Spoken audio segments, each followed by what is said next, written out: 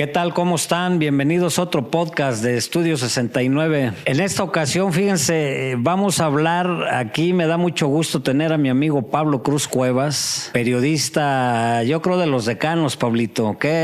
¿Cuántos años en el ejercicio periodístico? No me acuerdo, Jorge, pero ¿40 sí, años? Pues yo me acuerdo de Lauro Ortega los 3 últimos años y de ahí 20 con todos los gobernadores. Cada uno me tocó campañas, tocó estar pendiente de todas las gobernadores en su turno. Lauro Ortega, luego vino Riva Palacio. Lauro Ortega, don Antonio. Riva Palacio, luego vino Carrillo Lea. Y luego vino los Sergio. dos Jorges, Sergio Estrada Cajigal, Marco Antonio Adame, el aguerrido de Graco Ramírez, y el actual que a mí no me ha tocado, yo no sé participar, era el actual gobernador Cuauhtémoc Blanco Bravo. Qué bueno, Pablo, porque la charla que quiero entablar contigo es precisamente para que la gente sepa y conozca el trabajo de un reportero, que es extenso. Además, en las redacciones, nuestros jefes de información, nuestros jefes de redacción nos dan fuentes que cubrir. Por ejemplo, yo en mi caso, en su tiempo, pues cubría yo delegaciones federales, que era el tema de la Profeco, la PGR, Caminos y Puentes, todo lo que era una delegación federal, el Infonavit, Fonacot, todo eso. Cubría yo actividades legislativas, que era el Congreso, ¿no? Los diputados, el tema legislativo, las sesiones, las comisiones. Cubría yo partidos políticos. De aquel tiempo, pues el PRI, el PAN, el PRD, el PARM, todavía me tocó el famoso PARM. Y así cada reportero tiene sus fuentes asignadas. Otros cubren educativas, otro cubre iniciativa privada, otros... Total que el tema de los medios de comunicación no dejamos títeres sin cabeza. Tenemos que estar atentos a generar información de toda índole social, política, cultural, deportiva, pero hay una fuente en lo particular, es importante, pero en el caso de los medios nacionales, cubrir al presidente, pues es algo que todos los jefes de redacción y en los periódicos podríamos decir,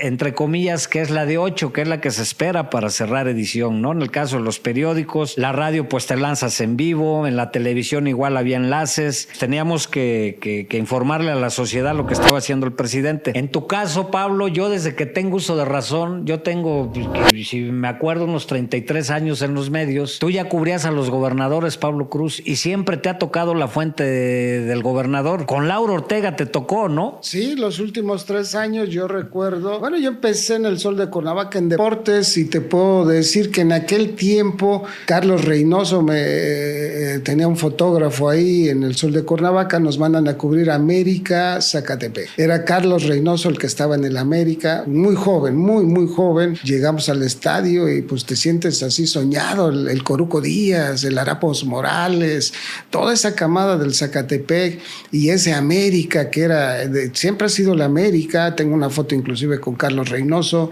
y cubrir ese evento América Zacatepec en aquel tiempo pues fue del boom o las luchas ahí con don Ramón Cue. Pero termino y le digo a mi fotógrafo, pues vámonos, hablábamos al periódico y dice, no, tienes que venir al periódico porque tú haces la nota para el Esto y las fotos para el Esto. Pues ahí nos venimos, no había vehículo, pues empezábamos, pues ahí nos venimos en camión, hicimos la nota y fue la nota que se manejó el otro día en el Esto. Y ya con el gobernador don Lauro Ortega, todo un personaje. ¿Tocó su campaña? Fíjate que no, a mí no me tocó su campaña. Yo llegué a los 3 años ya de Lauro Ortega, creo que por ahí llegué y me empecé a enrolar con ellos. Era su secretario particular Armando Rojas Arévalo, que era el que tenía el poder. Armando Rojas Arévalo manejaba la comunicación social, la cuestión política, y don Lauro Ortega, pues un hombre con mucha visión, muy grande de edad, pero una sabiduría impresionante. Era el último dinosaurio del PRI, le decían en aquel tiempo. Inclusive en su campaña él criticó y hasta se rió porque pusieron algunas bardas negras con verde, decían bueno, que se iba a morir, que no iba a aguantar la campaña. En aquella campaña muy especial se quedaban las comunidades Lauro Ortega a dormir y al otro día empezaba la campaña, inclusive siendo gobernador en diciembre, el 24 y el 1 se iban las comunidades con su gabinete a festejar. Fue un gobernador muy cercano al pueblo. ¿Cómo lo quiso el pueblo? Aquellas reuniones de fortalecimiento fortalecimiento municipal, donde llevaba todo el gabinete y empezaban las giras 8 de la mañana y regresabas a las 8 de la noche, hacías un corte, te metías a una escuela a escribir tu nota, llevaban máquinas. No había internet. No había, pero era mira, nos llevaban, llevábamos todo, llevaban máquinas de escribir, de esas manuales, metían en una escuela y en un salón era nuestra redacción. Entonces hacíamos un corte al mediodía, escribíamos y el fotógrafo sacaba su rollo y un agente de tránsito estaba ya ahí esperando para traer a todos los periódicos porque no había mucho radio, no había mucha televisión. Ya las notas. Entonces llegaba el agente de tránsito y se hacía su recorrido en las redacciones a dejar el material, el de redacción ya. Si algo pasaba importante ya más tarde, porque siempre... Reportabas, pero siempre a todos los gobernadores siempre se les decía que tenían que dar la nota, lo que les interesaba, antes del mediodía, porque después del mediodía se iba a salir con menos impacto la información. Entonces siempre procurábamos con los gobernadores que antes del mediodía ya dieran la nota principal o lo que les interesaba a ellos anunciar. Y aquellas largas reuniones de fortalecimiento en donde entregaba cheques y decía don Lauro, vamos a dárselas a las mujeres porque los hombres tiran el dinero.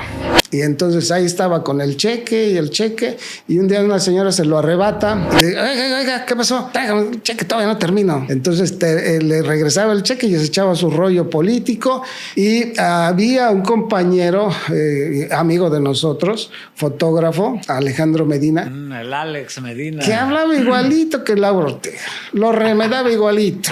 Entonces, de repente, pues era la botana, nos llegaba y agarraba el micrófono y empezaba a hablar como lo que decía el gobernador, usted, que no sé qué. Y un día llega por atrás y le decíamos que ahí estaba y él seguía hablando, ¿no? Y de repente, pues ya que lo toca el don Lauro, oiga, te habla igualito que yo, que no sé qué, bien que se sabe mis discursos, joven. Y voltea y le dio una risa y teníamos una risa de tantas anécdotas de ese gobernador. En las mañanas tomaba café, le gustaba el café con pan y la concha que le gustaba se iba a la taza. Entonces metía los dedos y para adentro. Ah, sí. Para adentro, así en pleno evento, él era ese tema y para adentro y ya se limpiaba las manos, pero le encantaba el café con el pan y no con la charana, ya los dedos y para adentro. Un hombre muy disciplinado, todavía traía sus corbatitas chiquitas y usaba siempre zapatos del mismo color. El calzado, como era ya un hombre grande, usaba calzado especial y un día traía un azul y un café. Entonces le acerca a uno de los escoltas y le dice, oiga, señor, es que hoy se puso un zapato de azul y un café. Se ve a los pies y dice, oiga, pues no sé usted tonto, vaya por el otro. Era ocurrente, además. Ese era don Lauro. Un día, pues allá en Jiutepec hizo muchos viveros. Entonces ahí va, ¿no? Y ahí van todos atrás de él y volteaba y se paraba y seguía caminando y a la tercera dice, ¿dónde van? Ahí que sé, voy al baño, ahí todos me andan siguiendo. Entonces se va al baño y ese era don Lauro. Fíjate que cuando estaba joven, me acuerdo, Rojas Arevalo decía, van a pasar a hablar con el gobernador. Pero pues nosotros bien chavos, jovencitos, pues ¿qué le vamos a decir, no? Lauro Ortega nunca se sentó en el escritorio de Palacio de Gobierno, nunca. Lauro Ortega se sentó siempre, había una mesa larga y en esa mesa se sentaba en una sala que siempre había, que está todavía. El área de la oficina del gobernador siempre ha sido la misma. Es una mesa larga con unas 20 sillas, al fondo hay una sala y el escritorio.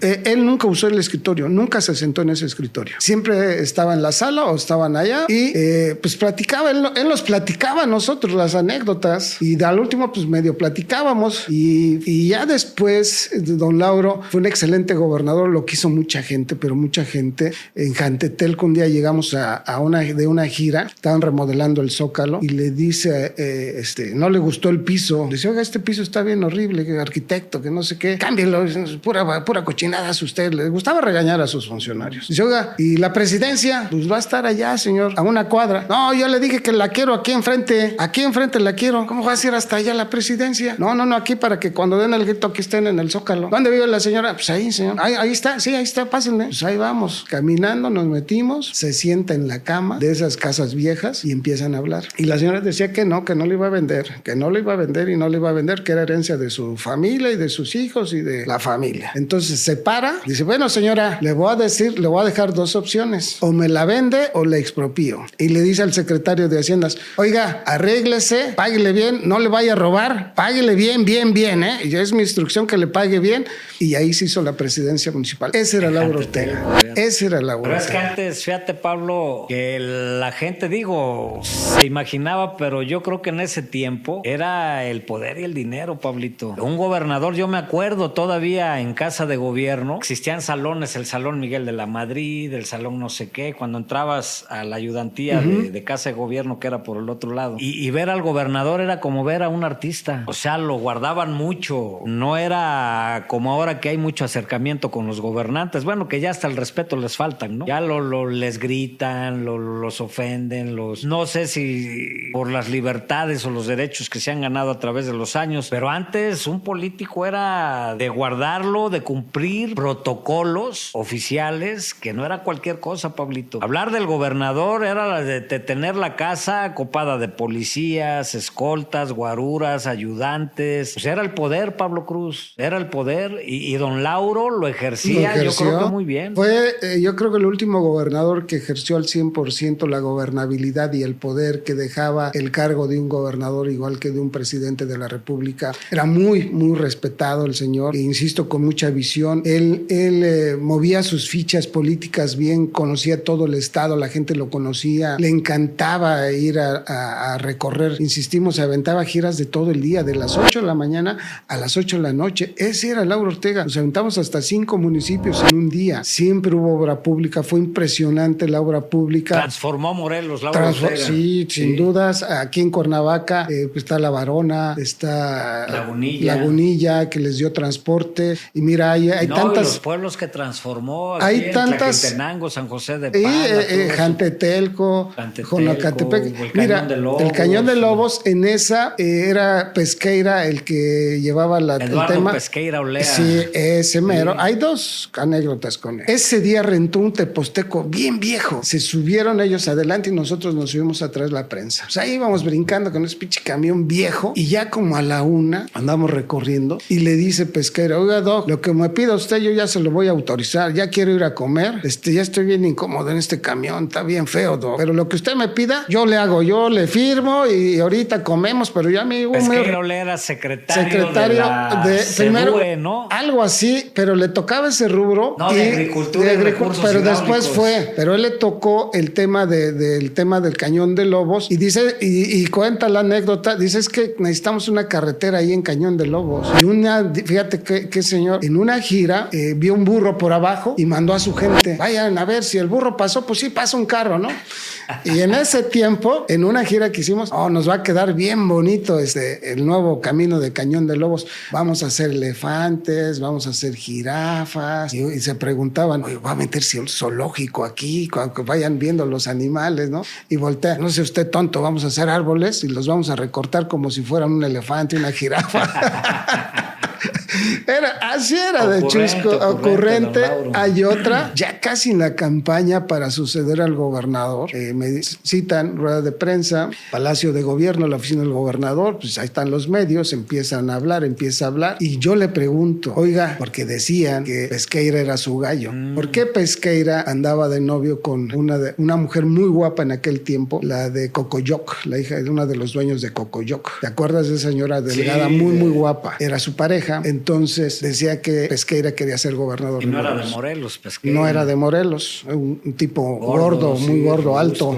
Entonces yo le pregunto, oiga, señor gobernador, pues todo el mundo dice que Pesqueira es su gallo. Se para Lauro Ortega, le da un manotazo a la mesa y dice, yo no tengo gallo, será mi partido y el pueblo que decida. Y esa fue la nota al otro día en los diarios principales. Llego al periódico y sube, y pues ese de sube y ese tipo, pues, oiga, ¿qué hizo allá? Ya hablaron que están bien enojados, que no sé qué, se pasó, que no sé qué. Pues yo nada más le pregunté una pregunta normal que como reportero le tienes que hacer al personaje en turno, ¿no? Porque si algo tengo es que siempre he sido muy bueno para preguntar, pero buenísimo para preguntarles sin temor, sin nada, preguntas inteligentes, bien hechas. Por eso duré tantos años en La Fuente, porque yo manejaba a los demás reporteros, era como el líder de ese grupo de reporteros, y todos, como yo era muy cercano a los gobernadores, pues todos me seguían y yo les decía, oiga, hay que hacer esto, hay que hacer lo otro. Pero al final de cuentas me mandaron a descansar como un mes. El tema es ese, que a veces cuando no les gusta la comunicación social en turno, pues hablan, y el clásico de antes, ¿no? Pues ahora ya no hay eso, ¿no? Te digo que se ejercía por el poder y la lana. Así es, o sea, a otra. Vaya a Palacio de Gobierno. Ya en tiempo de elecciones, Jorge, ya el otro día, ya estábamos a 2-3 días de las elecciones. Pues llego, no había nadie, toco, me meto hasta la oficina de Rojas Arévalo, nada. Me meto hasta la oficina del gobernador porque estaba la puerta abierta y estaba don Lauro sentado y a un lado estaba Rojas Arévalo. Fíjate bien lo que estaban haciendo. Fíjate lo que tú acabas de decir, el poder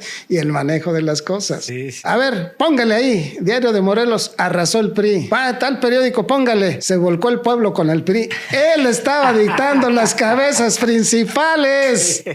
Esas son las anécdotas que te va dando este trabajo y la vida en torno a los políticos. Que las redacciones no le pusieran, no, pues cómo no. Y al otro día tú veías, o sea, esa vez hicimos una edición especial para nuestro periódico, ¿no? De Se volcó el PRI, bueno, fue impresionante, pero ellos dictaban el manejo de los medios de comunicación. Ahora también López Obrador lo hacía y lo sigue haciendo, ¿no?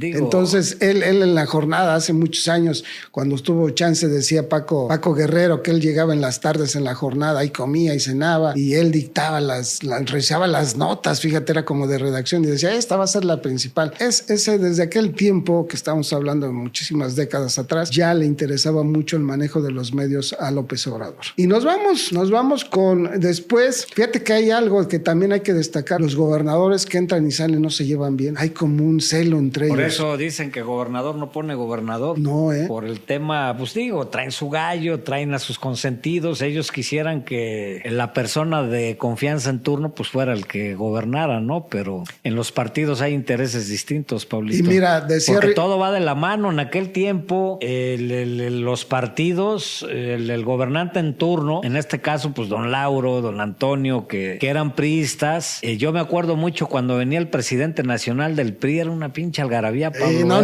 Un fiestón. Era como cuando venía el presidente de la República, así de fácil. Mira, hay dos anécdotas con él. Cuando viene, no voy a decir el nombre, ¿te acuerdas aquellas vallas impresionantes que le hacía el presidente en turno? Sí. Todo Plan de Ayala. No, pues a Miguel de la Madrid. Y ahí te va.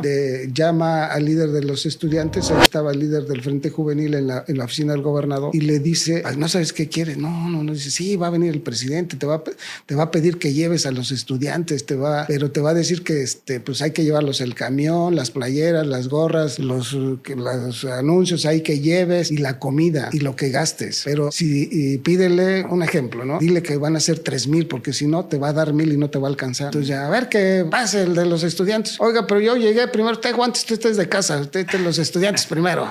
Dice, Pablo, yo nunca había visto tanto dinero en mi vida. Sí. Fui al banco, llegué a tu casa, me eché los fajos de billetes en la playera, los aventé en la cama de casa de mi mamá espantadísima, nunca había visto tanto dinero. Le dije, mamá, agárrate un fajo y cómprate lo que quieras. Llega la policía, dice, señor fulano de tal, le habla al gobernador, ya, pues la policía ya viene por ti, ¿qué hiciste?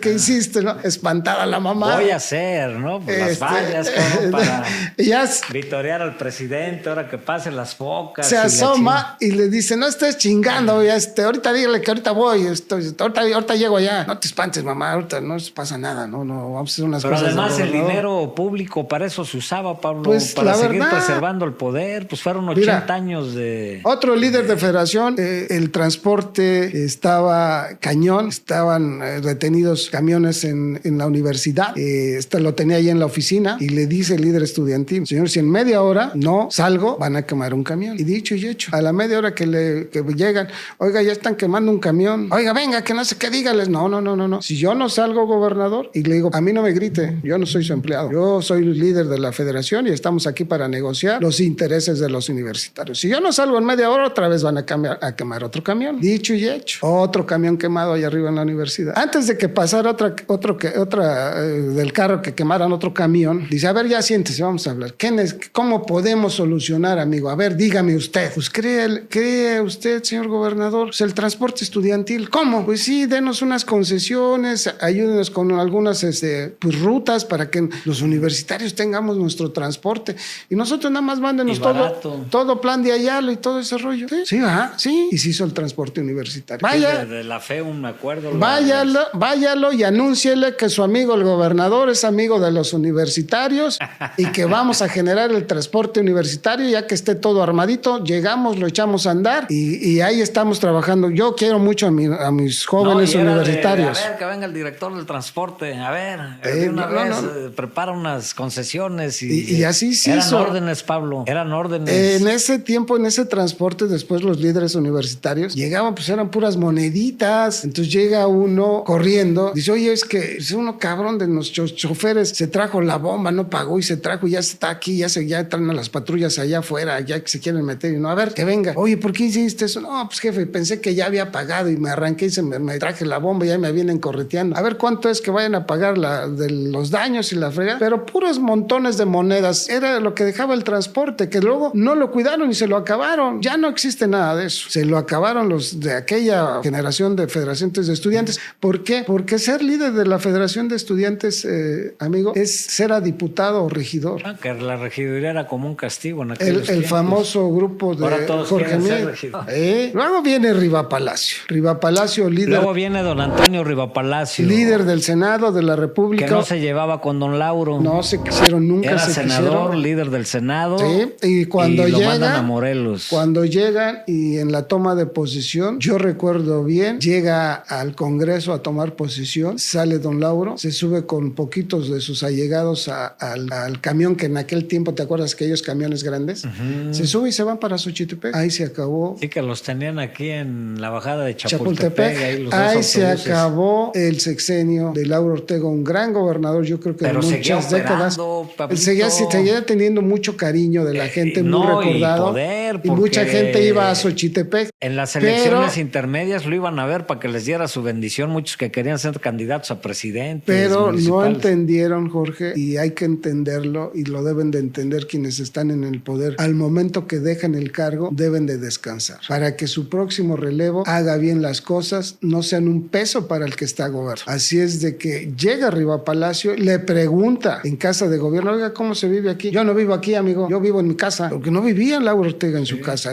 Lauro Ortega dormía allá en Xochitepec, no le gustaba casa de gobierno, ahí era su oficina. Viajaba, sí. Pero llega Riva Palacio, él platica que él tiene que adelantarse a los tiempos, porque ya le querían brincar otros personajes que querían ser gobernadores, ya le querían brincar a su candidatura. Adelanta los tiempos, es el candidato. Me acuerdo bien en esa campaña, por ejemplo, entre semana que íbamos a los pueblos, a las comunidades, nos llevaban muy temprano y ya en tal casa ya habían las señoras, llevaban desde 2-3 días antes, yo creo, la logística para que le dieran de comer a 100 personas. Entonces tú llegabas a comer a una comunidad y te daban la comida y ya cenabas, comías. A don Antonio fue muy característico de él. Igual, las comelitonas ahí en las giras. Sí, igual, entonces ya cuando boletín, lo que salía del día, pues igual los de tránsito estaban, porque no había oposición. Que ya con don Antonio ya estaba el fax, Pablito. Ya había un poquito más el fax, también, ya había un poco más moderno la situación, y era un poco más cómodo, pero sí también los rollos tenías que traerlos porque todavía no había tanta tecnología. Entonces los fotógrafos, y luego los fotógrafos de repente, pues entre ellos se echaban la mano porque decían, oye, se me voló el rollo, pásame unas fotitos. Sí. Bueno, adelantamos un poco los tiempos. Hay gente que en la campaña... Y nosotros como reporteros a veces llegaba tarde, oye, ¿qué dijo? Pues grábale, güey, de grabadora. Había que cuando agarraban la jarra, los de la fuente, andábamos en bola, llegaban, ya no podían escribir, ya no. Entonces, como yo nunca he tomado, entonces me decían, oye, un favor, que ponle mi nombre y manda la nota, ¿no? No,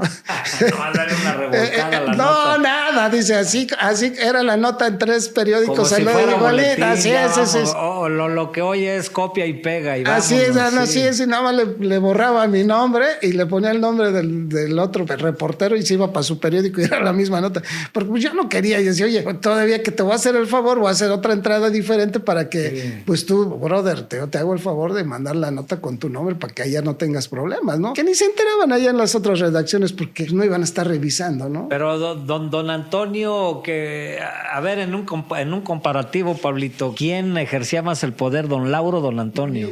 Don Antonio era poderoso. Mira, hay algunas anécdotas en una manifestación muy fuerte de los chabelistas. Yo me le acerco porque lo insultaban, le decían cosas, y me quedo con esa frase que me dijo: para tener poder y calmar a la sociedad no hay costo alguno económico. ¿Qué significó? Porque él era muy técnico para hablar, o sea, te decía, una vez llegó Polo Tobar en las candidaturas a Jiutepec, le ganó uno de los Tobar, que fue papá apenas presidente municipal antes de la actual. Álvaro Agüero. Álvaro Agüero, él le ganó. Entonces le dice don Antonio: ¿te ganó o no te ganó? No, porque no. ¿Te ganó o no te? Y a la tercera le dijo: a ver, se paró ahí caminando hacia la entrada de Palacio, pues dice: quiero que te sumes al candidato ganador, Álvaro Agüero. Tú algún día vas a ser presidente municipal. No pierdas la disciplina y no pierdas el orden. Y ya no le hizo caso y se subió. Y posteriormente Polo Tobar fue presidente municipal de Jiutepec. Pero esos eran los temas de don Antonio, un hombre muy técnico, de muchas leyes, era muy inteligente, era un personaje muy directo con todo su gabinete. Él no se andaba con cosas, y te puedo decir que ese sexenio fue un sexenio también muy bueno para Morelos, porque quiso mucho a Morelos. Cuando lo van a inscribir para ser candidato, y esa nunca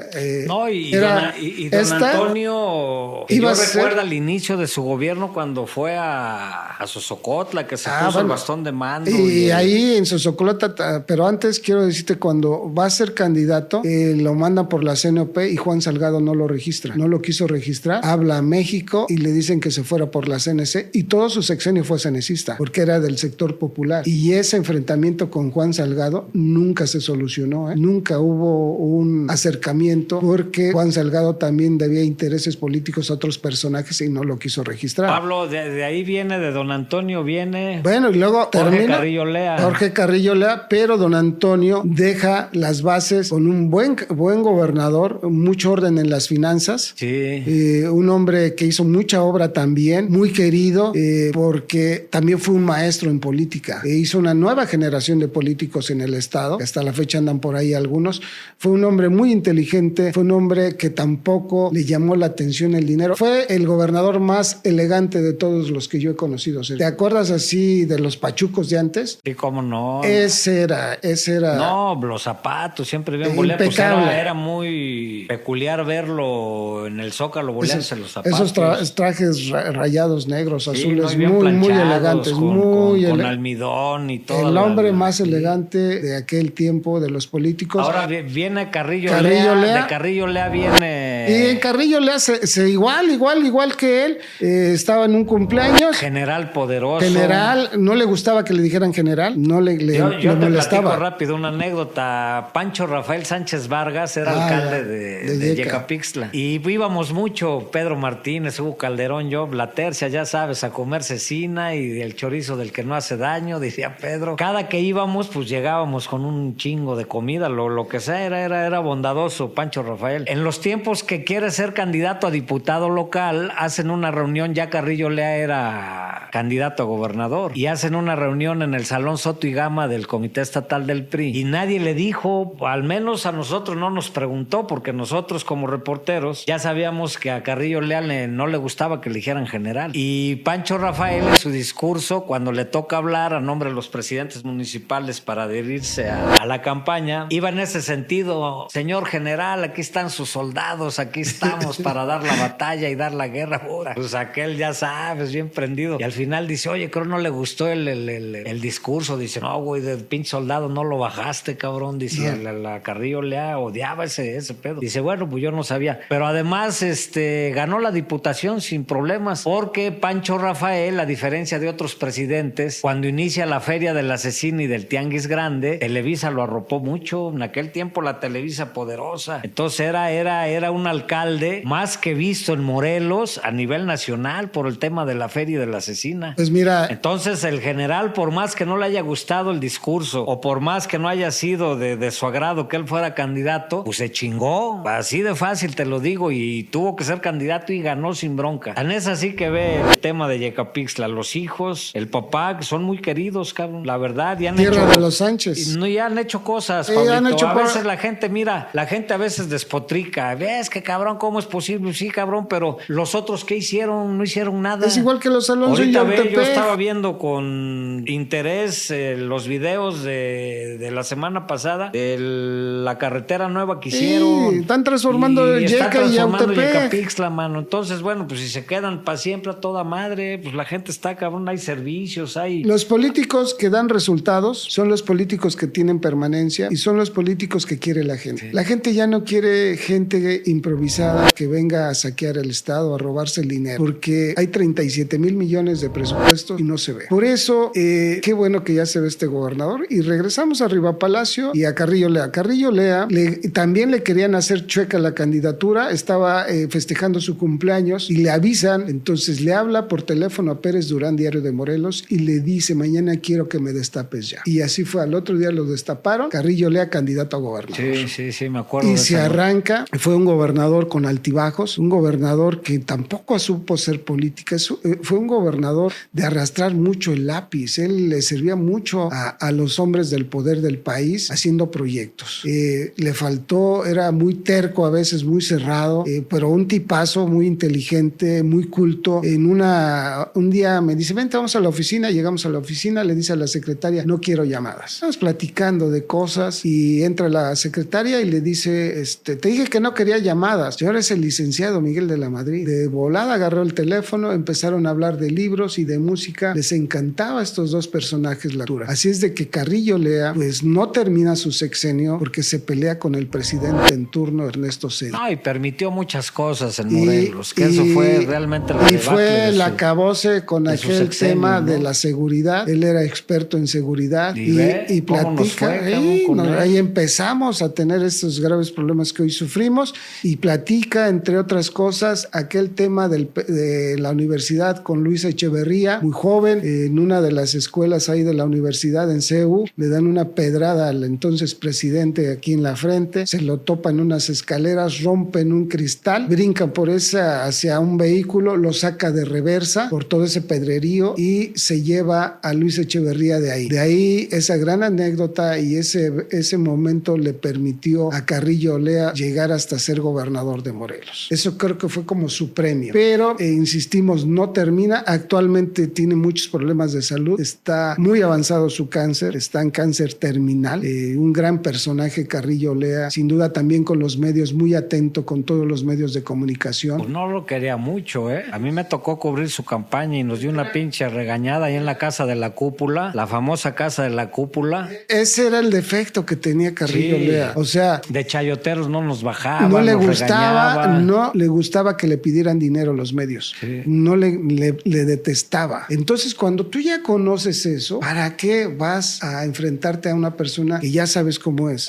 Una vez llegó a Palacio de Gobierno, me estaba dando grasa y el reportero del Diario de Morelos dice, vamos a saludar, ya llegó el jefe. Para empezar, yo nunca les digo jefe a nadie, ¿eh? Yo, si me saludan, saludo, y si no, no saludo, y para mí es el gobernador o el licenciado, lo que sea. Entonces regresa bien enojado, mentando madres. Y ahora, ¿qué te pasó? No, pinche viejo, me dejó con la mano estirando y le chingada. Le digo, ya ves, por ser arrastrado. En esta profesión, como en todas, hay que tener dignidad, hay que dejar de tener, saber decirles que no también. Yo he tenido pláticas fuertes con gobernadores y les he dicho que no. En una vez en Alemania, con Sergio Estrada, tuvimos una discusión fuerte y me empezó a querer regañar y le dije, no, a mí no me grites. A mí no me grites, maestro. Nosotros venimos igual a trabajar y las cosas no están saliendo bien. Y esto y esto y esto y lo tienes que hacer. Y entendió, porque insistimos, el nivel que te da y la experiencia que tienes es ubicarlos y llevarlos por hacerles el bien de cómo trabajar. Por eso este gobernador le ha ido como en feria, Cuauhtémoc, porque no tiene medios de comunicación alrededor. Nunca supo ser amigos. No hay ningún amigo, no le interesó. Él estuvo en su burbuja y nadie lo sacó de esa burbuja y se va como el peor gobernador del país. Durante todo el sexenio, los 5 años ha sido el peor gobernador. Pero regresamos y terminamos con Carrillo Lea. No terminan 2 gobernadores e interinos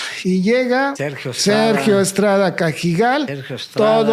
Todo así como, era como Pedro Infante, joven, bien pues parecido. Ves que a Sergio se le criticó mucho que de mecánico a gobernador, cuando antes hacía había carrera política, ¿no? Mira, gana porque como presidente municipal fue muy buen presidente municipal, se reunió de un gran equipo de trabajo y le permitió tener a Cuernavaca muy bien. Yo recuerdo a Alfonso Sandoval Camuñas, yo creo que de los mejores presidentes municipales, él decía, Cuernavaca es como mi casa, tengo que tener buen alumbrado, buena agua, los servicios públicos, la basura. Tengo que tener bien contentos a mis inquilinos, que era la sociedad. Así lo hizo Sergio Estrada, gana la gobernatura, joven, bien parecido, y arrasa en las elecciones. Entonces empieza su gobierno muy frívolo, joven, dinero, empieza a gobernar, medio a gobernar a un lado Becerra, que era su secretario de gobierno, y ahí la lleva con tropiezos hasta que se topa ya con severos problemas Sergio Estrada. Muy querido, buen gobernador, muy efectivo, muy ejecutivo, y el juicio político. Un día me llaman, oye, mañana vamos a gobernación, vamos con el gobernador. Sí, cómo no. Llego al otro día, le digo, ¿dónde están los demás? Pues nomás vas tú y los de comunicación. Pues vámonos a México. Llegamos a gobernación, 100 periodistas nacionales e internacionales, me toca a las 5, a las 10, 2 veces la lista, y como a la hora sale con Santiago Krill, sale Sergio Estrada y sale Becerra, se hace un lado y empiezan las preguntas. Me toca a mí preguntarle a Santiago Krill del tema del narcotráfico, de las investigaciones, del juicio político, de todo lo que traía negativo, y lo defiende en todo y le da un espaldarazo Santiago Krill, que el gobierno federal se estaba con todo con el gobernador de Morelos, que no había nada, que nada más eran inventos y cortinas de humo, y lo defiende muy bien. Hay complicidades. Y era entendible porque los dos eran gobiernos panistas. ¿Qué dijo el presidente la semana pasada aquí? Dice, yo que ha sido muy buen gobernador Cuauhtémoc Blanco, hazme el favor. O sea, es raro, ¿dónde está, bro? Es raro que un presidente desconozca a su gobernante, porque son el mismo partido. Pues sí, digo. Entonces terminamos y me manda a traer a su carro en el estacionamiento y me dice, ¿ya desayunaron? Le digo, no, ahorita vamos. Gracias. Le digo, no me dé las gracias. Oye, no me dé las gracias. Dame las gracias el día que termines. Ese día dame las gracias. De aquí ya te habían tirado, ya había hasta gobernador interino, que era uno de los panistas, y termina su sexenio Sergio Estrada, aquel famoso, con mucha, siempre hasta la fecha Sergio Estrada ha sido, pues para las mujeres un gran atractivo, y él le gustan las mujeres. Entonces aquella famosa frase en un discurso de mi bragueta para adentro, yo entiendo, groseramente lo dijo en un discurso oficial, que no lo debe haber hecho, pero la frivolidad y la juventud, le faltó más madurez a Sergio Estrada, hubiera sido mejor gobernador. Hicieran ciertas sus reventones, Pablo, que mira, el día de brujas le gustaba vestirse de vampiro y pues hacían unos pinches fiestones chulos. Pues mira, y era el gobernador que, pues yo puedo decir por la edad que traíamos los dos, que mejor nos entendimos, que mejor hicimos muchísimas cosas con él. Con él hubo viajes al extranjero, de trabajo, de cosas, bien, y se prestaba, le gustaba. ¿Cómo llegan, cómo se van, Pablo, los gobernadores? Mira, ¿llegan con dinero y se van con más? Mira, por ejemplo, no voy a decir... En el tema de Sergio Estrada, pues no era una persona adinerada. No, llegan... Y salió multimillonario. Por eso llegan, empiezan como todo político, les empieza a gustar. Y no voy a decir que gobernador, pero un gobernador dijo, ex gobernador, le digo, ¿qué extrañas más? Pues el cheque de gobernador te llegaba y no gastabas nada, no te cuesta vivir durante 6 años nada, comida, transporte, gasolina, todo tienes. No, y dispones de cantidades impresionantes. Yo me acuerdo que, no voy a decir el gobernador, pero un desayuno con Jacobo Zabludovsky costaba $1.5 million. Desayunar con él. Desayunar con él. Chayote, pues. Era como. No, el desayuno que costara $1.5 million. Era, ¿quieres que vaya? Échale $1.5 million y tú me dices que almorzamos. Otro gobernador. $1.5 million. Manuel Buendía. Para que no le pegara, costó como $1.200.000. De aquellos tiempos, hablar ahorita son de hablar de 20, 30 millones de pesos en un centón con periodistas de ese nivel. Pues mira, el ser gobernador manejas, insistimos, muchísimo dinero. Pues sí. No había contraloría, no había nada, entonces podían hacer lo que quisieran. Pablo, ahorita hay instituciones que vigilan con lupa todo ese tema y son más ladrones que en aquellos tiempos. Pues mira. Yo creo que en esos tiempos se cuidaban las formas, no les gustaba el escándalo. No. Se tapiñaban bien. Y ahorita con tanta institución de transparencia, de contraloría, y son más pinches rateros que la chingada, Pablo. Saquean los estados, los saquean literal. Pues si hacemos, se llevan todo. Amigos, si hacemos un balance de lo que fue el sexenio de Graco Ramírez y el sexenio del actual gobernador, hay una distancia enorme en obra y en infraestructura. En este sexenio no hay nada. Cada informe que haces le tienen que inventar, le tienen que maquillar, y él lo reconoce y lo sabe. Es más, no le interesa que lo que diga la gente, él se va a ir de aquí y se va a ir con muchísimo dinero, pero muchísimo. Si Graco se llevó, ya nada más le falta vender Palacio de Gobierno, pero regresamos después viene Marco Haddad. Adame. Marco Adame lo anda paseando Sergio Estrada ya en el último año, hasta le hacíamos burla, le decíamos, oye, agárralo de la mano, parece tu hijo, que no se te vaya a caer. Y dice, no, yo ya fui gobernador, ahora que él busque, no sé qué. Y Marco Adame, muy mal, fíjate aquí como lo que es en política, como al año se pelean, el año y medio, salen mal.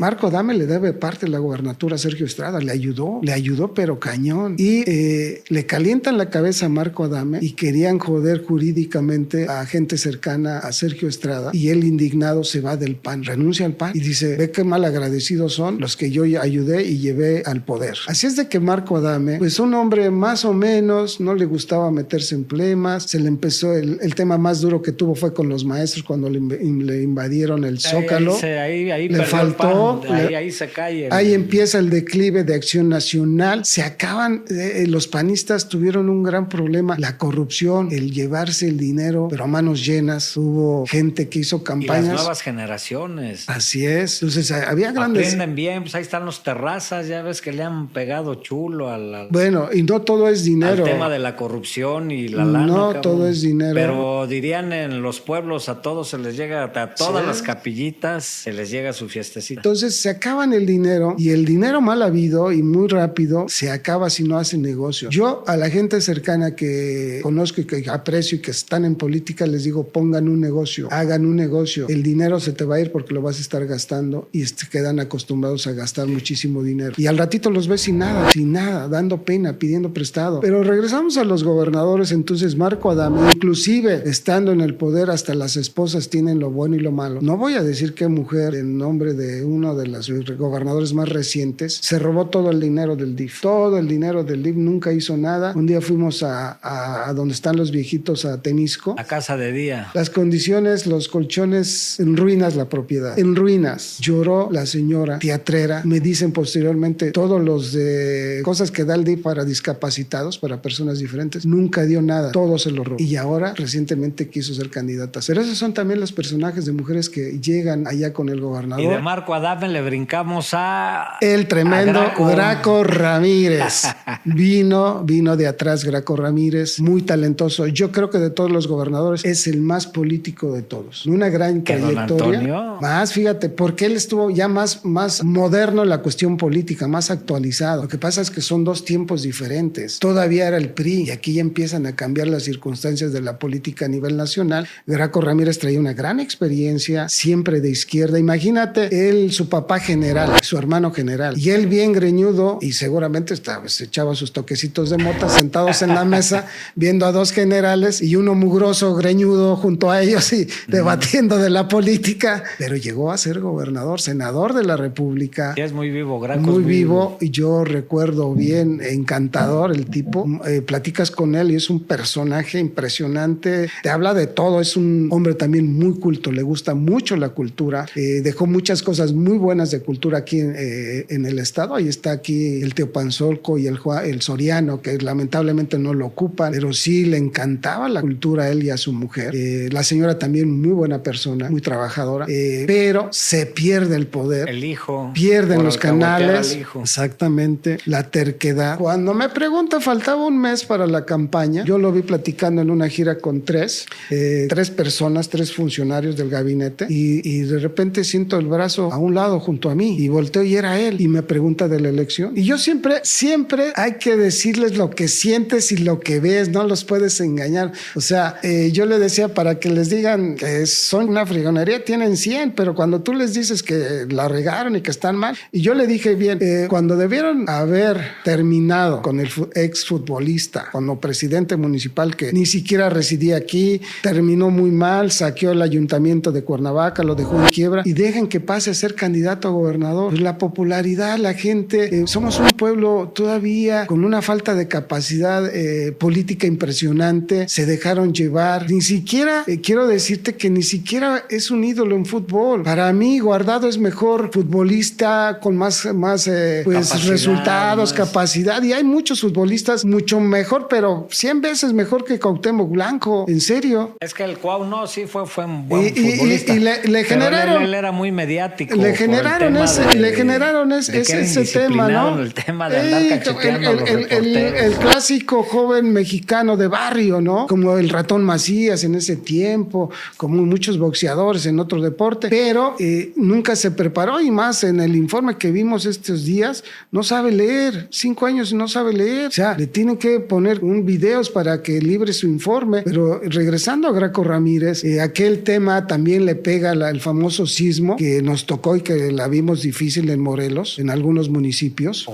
Jojutla, que desapareció y que le tuvo el tiempo de reconstrucción y fue muy hábil, trajo muchas empresas importantes para reconstruir y muchas cosas importantes, pero también a todos los gobernadores les ha faltado un buen comunicador social, una buena estrategia de comunicación social. En ese tiempo yo participaba en las mesas de comunicación social y yo les decía, oiga, pero si yo no tengo nada que ver aquí, no es mi área, no tengo que estar aquí sentado. Y me decían, pero es el que tienes la experiencia, los conocimientos y la visión diferente. Entonces tenía que aguantarme yo. Un día, ¿te acuerdas cuando saquearon allá a Chapultepec la bodega? Uh-huh. Que ni siquiera se estaban robando la gente se estaba robando las cosas, no el gobierno. La gente entró, se llevó, pero lo que quiso fue un robadero, así como en Acapulco con el Otis, igual ahí ese día, y se quedaron con esa etiqueta. Un día llego al DIF y estaba la señora trabajando, Le digo, señora, la gente la quiere ver trabajar, no la quiere dar dando órdenes. ¿Cómo? Sí, cargue usted. No puedo cargar papel de baño, póngase aquí. Y le estuvieron pasando papel de baño, cosas que no pasaban. Fue un video impresionante que les encantó y que pegó. Y hicimos 2 más. Y luego me decía la señora, oiga, ¿qué quiere que hagamos? Dígame. Le digo, señora, es que yo no soy quien tiene que decirle qué hacer. Usted tiene gente aquí. Yo no soy quien para estarles diciendo, porque al final de cuentas alguien tiene que asumir su responsabilidad y cobra. O sea, a mí me ha pasado tantas veces, amigo, que me dice, oye, ayúdame. Pero ¿por qué te voy a ayudar si tú tienes un área aquí de comunicación social?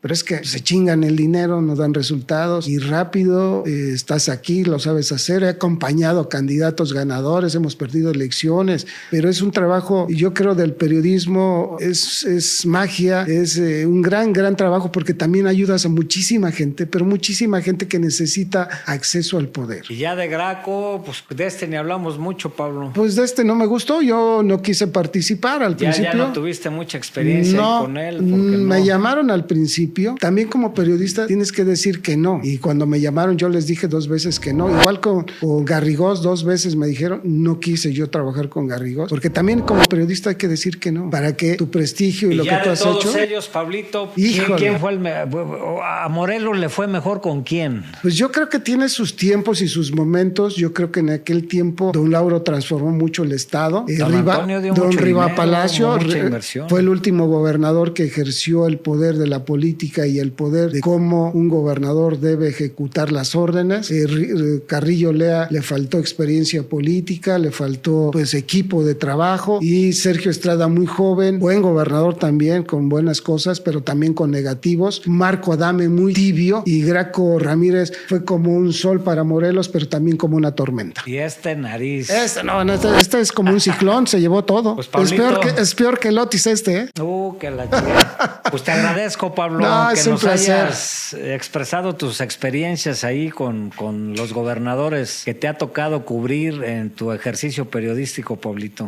Y yo creo que nos vamos a estar viendo, Pablo. Sí. Ya se viene la temporada y a ver si hacemos algún tema aquí de comunicación, Pablito. Vamos a hacer un reto y vamos a hacerlo y vamos a trabajar, vamos a hacer un equipo de trabajo que permita a través de este medio importante traigamos cosas políticas, informando a la sociedad cómo va acomodándose la política, los candidatos, y sobre todo para que no volvamos a tener pues lo que tenemos hoy, un mal gobierno, sino que también nosotros como medios de comunicación influyamos para que la gente conozca quién es quién y tengamos buenos gobiernos. Perfecto, Pablito. Ese es el trabajo del periodista. Pues nos vamos a estar viendo aquí, Pablito. Para mí va a ser un placer. Estudio 69, tu casa, Pablo Cruz. No, hombre, es un placer estar en este Estudio 69. Jorge Casales, también un gran ser humano, un gran periodista con mucha trayectoria, con un gran nombre, y sobre todo conozco a sus hijos, son una preciosidad, su esposa igual. Gracias, Pablito. Igualmente para tu familia, sabes que haya fe. Gracias, Pablo. Gracias a ti.